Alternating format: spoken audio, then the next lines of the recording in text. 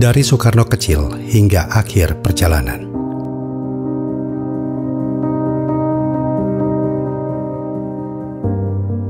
Di sebuah rumah sederhana di Surabaya, pada tanggal 6 Juni 1901, lahirlah seorang anak laki-laki bernama Kusno Sosrodihardjo.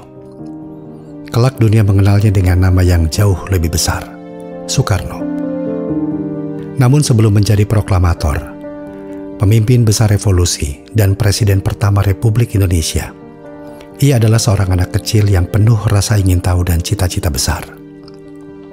Ayahnya, Raden Sukemi Sosrodihardjo, adalah seorang guru yang dikenal tegas dan cerdas. Ibunya, Ida Ayu Nyoman Rai, seorang perempuan Bali yang penuh kasih sayang. Mereka hidup sederhana, namun penuh nilai-nilai perjuangan dan pendidikan.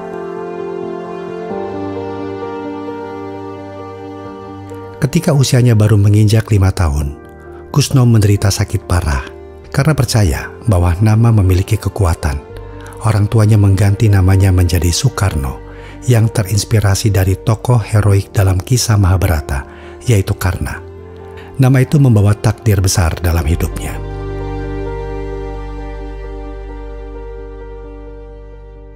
Soekarno kecil dikenal sebagai anak yang cerdas dan berani. Di sekolah dasar, ia sering membuat gurunya kagum karena kemampuan berbicara dan rasa ingin tahunya yang besar. Namun hidup tidak selalu mudah. Pada usia muda, Soekarno harus berpisah dari keluarganya untuk tinggal di rumah Haji Umar Said Cokroaminoto di Surabaya. Cokroaminoto adalah tokoh pergerakan nasional yang membuka mata Soekarno pada dunia politik.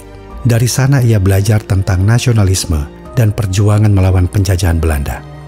Setiap malam, ia mendengarkan diskusi politik para tokoh pergerakan sambil menyerap pemikiran mereka seperti spons.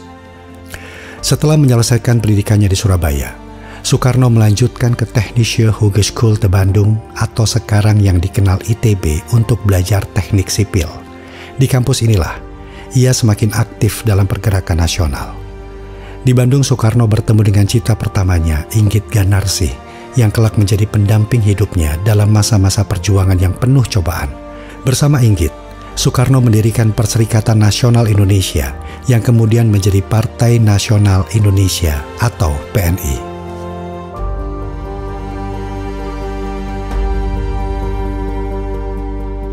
Akibat aktivitas politiknya yang dianggap berbahaya, Soekarno ditangkap dan dipenjara oleh pemerintah kolonial Belanda pada tahun 1929. Di penjara Sukamiskin, ia menulis Indonesia Menggugat, sebuah pledoi yang mengguncang dunia. Dalam tulisan itu, ia dengan berani menuntut kemerdekaan Indonesia dan mengkritik keras kolonialisme. Setelah keluar dari penjara, Soekarno tidak berhenti berjuang. Ia terus memimpin pergerakan nasional meski berkali-kali diasingkan, termasuk ke Ende di Flores dan Bengkulu. Namun semangatnya tidak pernah padam. Pada tahun 1945, situasi politik semakin memanas. Jepang yang menduduki Indonesia mulai kehilangan kekuatannya dalam Perang Dunia II.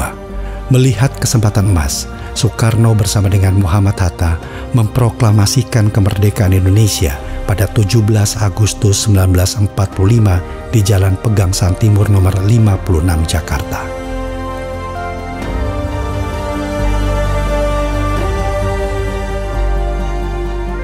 Momen itu menjadi puncak perjuangan panjang Soekarno. Dengan suara lantang dan penuh keyakinan, ia membacakan teks proklamasi yang mengubah sejarah bangsa.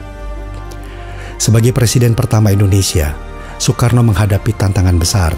Ia harus menyatukan berbagai suku, agama, dan kelompok politik yang berbeda.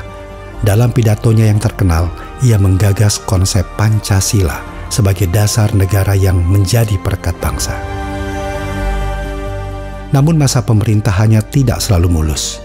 Politik dalam negeri yang memanas dan tekanan dari luar negeri membuat posisinya semakin terancam. Hubungannya dengan tentara dan kelompok politik tertentu mulai retak.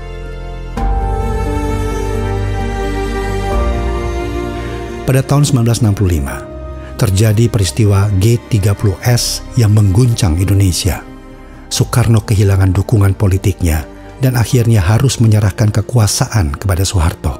Meski begitu, ia tetap dihormati sebagai bapak bangsa oleh banyak rakyat Indonesia. Soekarno menjalani sisa hidupnya dalam pengasingan di Wisma Yaso, Jakarta. Kesehatannya semakin memburuk akibat berbagai penyakit. Pada 21 Juni 1970, dalam usia 69 tahun, Soekarno menghembuskan napas terakhirnya. Meski tubuhnya telah tiada, gagasan dan perjuangan Soekarno tetap hidup dalam jiwa bangsa Indonesia. Ia tidak hanya meninggalkan kemerdekaan, tetapi juga semangat bahwa sebuah bangsa yang besar harus berani berdiri di atas kaki sendiri.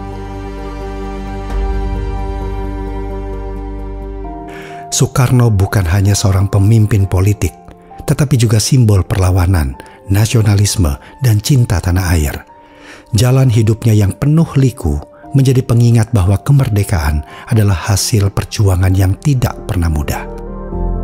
Hari ini, setiap kali merah putih berkibar, kita diingatkan pada sosok pria yang pernah berdiri tegak di hadapan dunia dan berkata, "Merdeka atau mati."